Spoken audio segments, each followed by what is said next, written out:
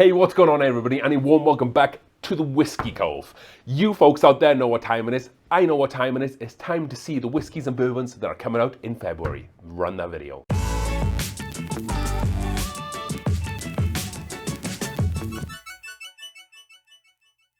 Alright then folks, so let's get into today's video, shall we? And as always, we have the old cheat sheet, and we'll also be displaying some bottles and pictures on the screen for your viewing entertainment there. So February is a really interesting month. We have a lot of interesting whiskey coming out, to say the least, and you guys want to stick around for the last one because this whiskey's out of this world. So let's get into the first bottle, and that is going to be Very Old Saint Nick, and this is going to be their winter rye. So Very Old Saint Nick have come out with a few bottles in the past there. They generally sit at quite expensive bottles, think are about high hundreds and then onwards there. They haven't got great reviews for the most part. Again, whiskey is all about opinions and whatnot. So maybe what I like and what you like are two different things. But however, I have never tried any of the Old Saint Nick, so that might be a little bit unfair for me to say. But however, they've come with a new release, which is their winter rye. So this reads on their website, straight from Japan, we present you with Very Old Saint Nick Estate Reserve Winter Rye. Very Old Saint Nick is an oddity in the bourbon land. Initially, these bourbons and rye whiskies were produced to be exported to Japan. Sourced through Julian Van Winkle, we know that name very well, and from Heaven Hill amongst others. This brand is owned by Allied Lomar, who opened the Preservation Distillery in Bardstown, Kentucky in 2018. Very Old Saint Nick Estate Reserve Winter Rye is we think it's most likely sourced from Alberta up there in Canada. So it's going to be interesting to see I wasn't able to find the MSRP for this whiskey, but it'll be really interesting to see where this sits at, because generally when whiskey gets sourced up from Alberta, it doesn't really sit for too much of a high price. Like Hunt and Gatherer 2 was sourced from up there, I think that was like $70. And then you also have, which I have here, you have Alberta Cask Strength Premium Rye. So it could be similar to this stuff. This isn't a bad whiskey, this is a really, really solid, great bourbon or whiskey. This one's coming in at 63.7%. Again, I don't know what the percentage is on the Old Saint Nick, but if they're charging more than $100 for that bottle of whiskey, I don't think you should pay that. So I wouldn't pay that personally, unless someone goes out there, tries it, a couple of different people try it and say, wow, this is really great whiskey, then I might go out and buy a bottle. But for the most part, you're probably better off spending the money on this stuff, which is Alberta Premium Cask Strength Rye, in my opinion. Next up, we have Westward Whiskey Milestone Limited Release. So taken from their website, we are thrilled to preview with friends and family what will become a highly allocated whiskey release, drawn and bottled annually from a 21-barrel Solera system that includes some of the most distinctive expressions. So initially they're offering like a small batch release this month, and then it's going to be more of a national release towards the end of the year then. It says we have methodically crafted Westward Whiskey Milestone behind the scenes for several years now, and we are ready to share this limited preview before formally launching in the fall of 2023 to kick off our 20th anniversary celebration. So Westward Whiskey Milestone is our masterpiece. It showcases Verum Factum, our maker's knowledge gleaned through years of experience. With Milestone, we have drawn from our whiskey archives and reimagined old world maturation techniques in its distinct new way. So you're probably asking, what is Solera aging exactly? And I looked that up for you folks. In its most traditional form, the Solera is a fractional aging and blending method.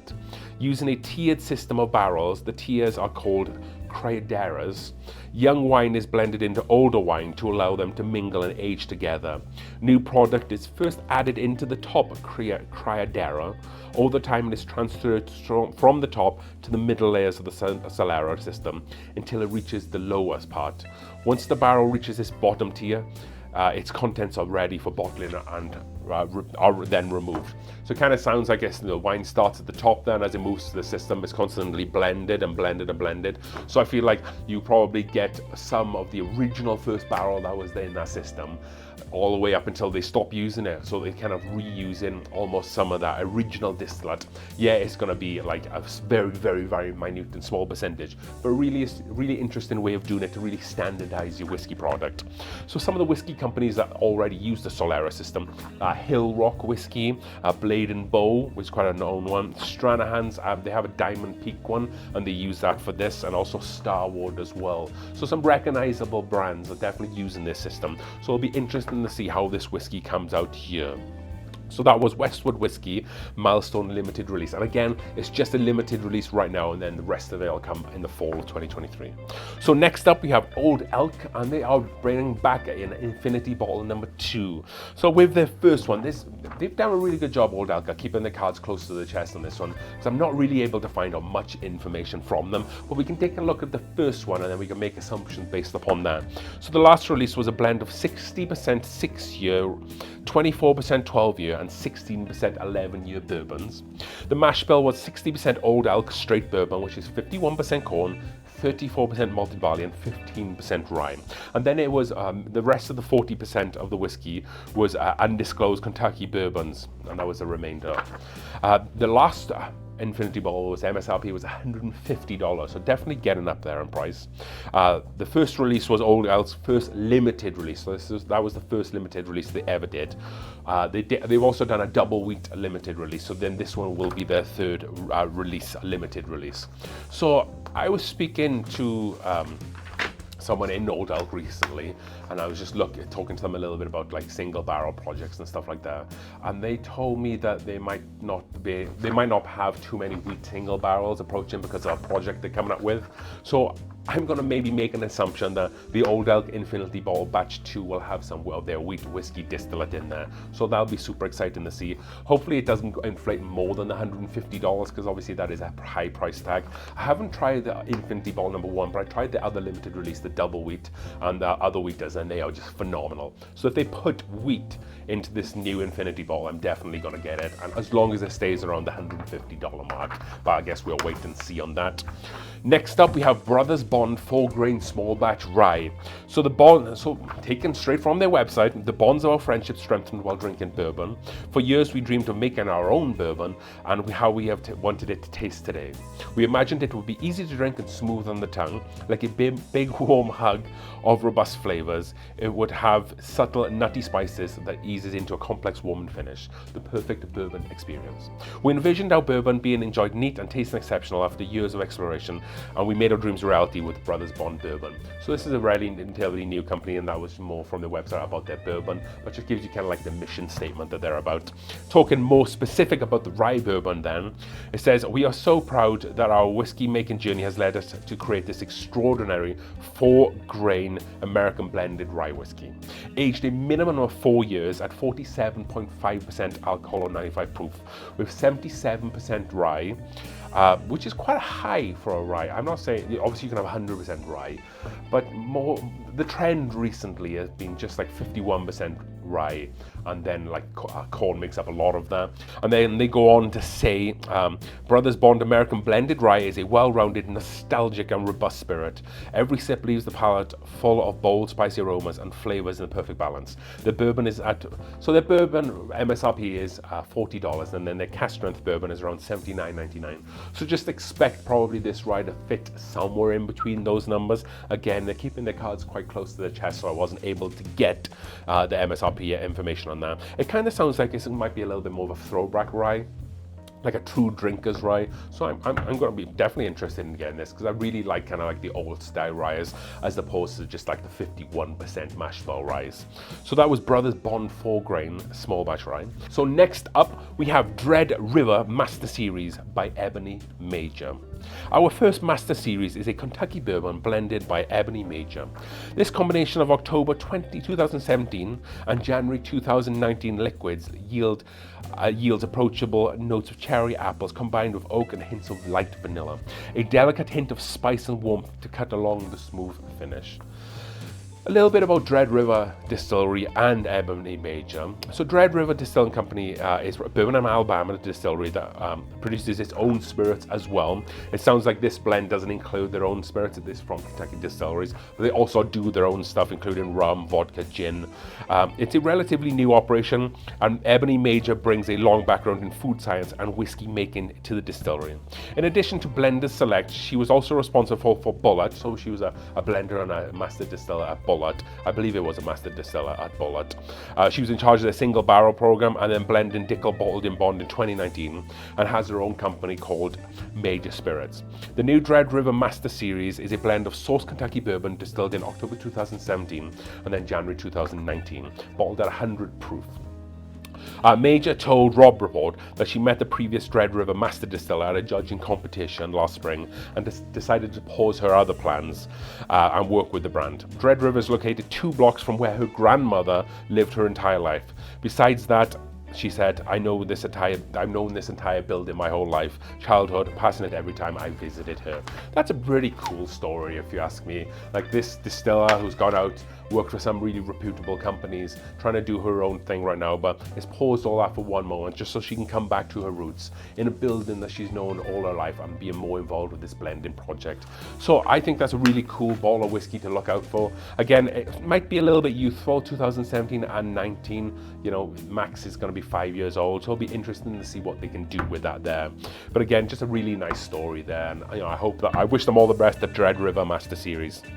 Next up, we are going to High West, because it's that time of the year where High West release their annual Bourye. This is the 2023 edition. They also have an event going in order to release this. So if you want to go to the event over in High West in Park City, Utah, you get like first allocation at the Bourye. So this is a limited release of rye and bourbon blend. Is back for 2023. Grab your best vintage ski gear and kick off the après ski season at High West Saloon. We enjoy high alpine inspired food, cash bar, music, and exclusive access to purchase this year's release of the delicious Bourye. This is always a highly popular event. It goes on to say, so book now. So go over to the website, you might be able to book there if you want to go to tickets to this thing, and again you get the opportunity to buy the Bourye before anybody else, which is quite cool. However, the price at the distillery has gone up this year. It was like under $100 last year, and much like the Midwinter Night's Dram, it's gone up to $125, which is concerning because the Midwinter Night's Dram was $125 at the distillery, but yet in Colorado it had gone up from like $89.99 to like $130, not 130. It went from $89.99 all the way up to like $160, $170. So if the Bourye takes the same kind of same road as the Midwinter Night's Dram, that's probably a little bit concerning for all the Bourye lovers out there. Not my cup of tea, if I'm completely honest, but however, it does have a cult following with this as well. So it is a blend of straight bourbons and ryes, primarily sourced or historically sourced from MGP. Occasionally some Kentucky blended in there as well, but possibly expect some of their own distillate going in there as they continue to ramp up their own production there. So if you're fortunate enough, you might be able to see it come around your local liquor store in the next month or so, but just be warned again, that price has gone up and you'll probably see that considerably at your liquor store. So then the last liquor bottle we have, which is out of this world, and it's been making a little bit of waves lately in press and kind of the whiskey world, and this is Mystic Galactic Bourbon. So Mystic Farm and Distillery in Durham, North Carolina is preparing, and I need to keep a straight face on this because this story is absolutely ridiculous. So Mystic Farm and Distillery in Durham, North Carolina is preparing to rocket barrels out of bourbon into outer space. Yeah, you heard that right, into space for aging. Yes, we've seen Jefferson's Ocean, we've seen whiskey aged in the ocean, we've seen whiskeys aged high up in the mountains, but they've taken it one step further and they send it into space. And it says, creating what it believes to be the rarest spirit ever produced. The distillery plans to work with companies such as Elon Musk, SpaceX, Inversion Space, and Bank of America to finance, design, and test and build vessels to send 5 barrels of whiskeys to low Earth orbit for a year of secondary aging. So a year of secondary aging. So that tells me they're going to age it for a certain amount of time down in Earth, I guess, and then they're just going to finish it in space just for a year then. It says, we're redefining what it means to make a rare spirit, John Blitz, co-owner of Mystic, said. Only about 1,300 people on the planet will ever have the opportunity to taste and own this piece of whiskey history. It's the height of luxury and exclusivity, not to mention the first commercial product manufactured in space. Not technically manufactured in space, is it? Because it's aged on Earth and it's just finished for 12 months in space. As this is the first time we've seen a bourbon aged in outer space, no one knows the impact the year-long finish will have on the liquid. If you want to be one of the 1,300 people, I'll read that again. If you want to be one of the 1,300 people, this space-aged whiskey costs $75,000. $75,000 is a lot of money. I know there's only going to be 1,300 bottles, but this is a little bit gimmicky. And why? Obviously, this isn't ready yet. Obviously, the barrels aren't in space, but they've opened pre-ordering right now. So if you have $75,000 kicking around, this might be the bottle of whiskey for you. I guess we'll wait and see. Who knows if this venture will come to pass. I think they probably just take in pre-orders, and then when they get a certain amount of money, they can present an idea to one of these space companies and be like, we will give you this amount of money if you can take up a couple of barrels for us. So we'll see what happens in a few years with them, and you never know, maybe it could be the most delicious whiskey that we've ever had the pleasure of trying. Well, not me, because I'm not going to be paying like $5,000 for a pour. It'd probably be much more than that. So I hope you enjoyed today's video about the whiskies that are being released in February and the whiskies that are going to be made available for you to purchase or get involved in February. Again, some really interesting and fun whiskies for you there at home, folks. Hopefully you enjoy what we're doing on this channel. Don't forget to subscribe to the channel as we continue to get close to that 1,000 subscriber mark. Thank you for watching. I really appreciate it. And as we always say on this channel, as we drink through the world's, I guess the universe is whiskey at this point, right? One glass at a time. Cheers.